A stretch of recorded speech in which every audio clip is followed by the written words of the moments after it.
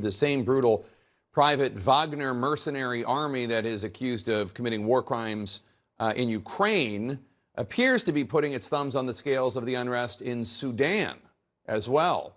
CNN's Nima Al-Bagher joins us now. And Nima, before we get to the Wagner group, how likely is a possible new ceasefire in Sudan, do you think?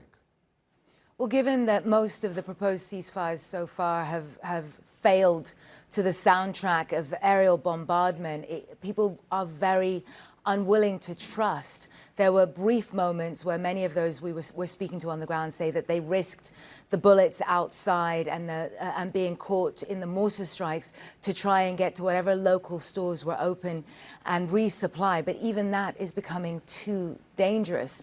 And while that's playing out, there is a growing body of evidence, Jake, that we have uncovered that those who are seeking to opportunistically further entrench themselves in the region, Russia's paramilitary proxy group, Wagner, have begun to try and influence one of the parties. They, we believe, from the evidence that we've seen, are resupplying, have been resupplying the Rapid Support Force paramilitary group. Take a look at this.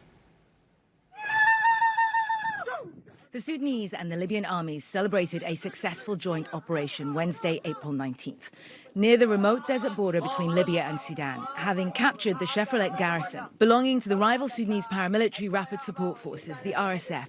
But why is this garrison important, given how far it is from the existential fight in Sudan's capital, Khartoum?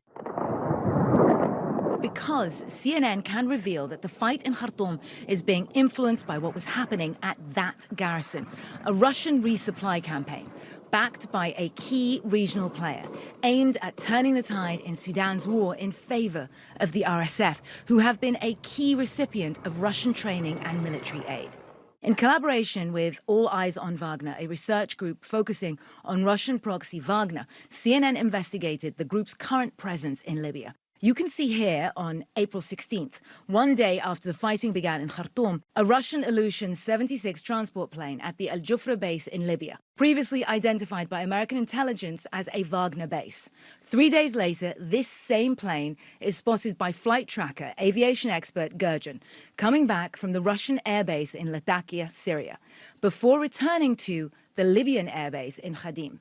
Images of that same plane began circulating online April 17th, heading in the direction of Sudan. Sudanese and regional sources tell CNN that weaponry was airdropped to the RSF within that time frame, April 15th to April 18th, to the Chevrolet garrison during a period of fierce fighting, boosting the RSF. The Al Khadim and Al Jufra bases, where the Wagner planes departed from in Libya, are under the control of Field Marshal Khalifa Haftar, who commands territory in the east of Libya. Haftar and the commander of the Rapid Support Forces, Mohammed Hamdan Dagalo, aka Hemeti, have in common strategic alliances. One with Wagner, who Haftar is hosting in his territory in Libya, and whom a previous CNN investigation exposed as working with Hemeti to extract Sudanese gold. A second with the United Arab Emirates, who tapped Hemeti to send forces to the conflict in Yemen and backed Haftar in the fighting in Libya.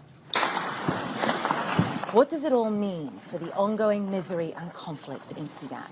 It means that both a regional, Libyan General Haftar, and a global player, Russia, are putting their thumbs on the scale, which raises the stakes for the region, for the global balance of power, and for the people of Sudan caught in the crossfire.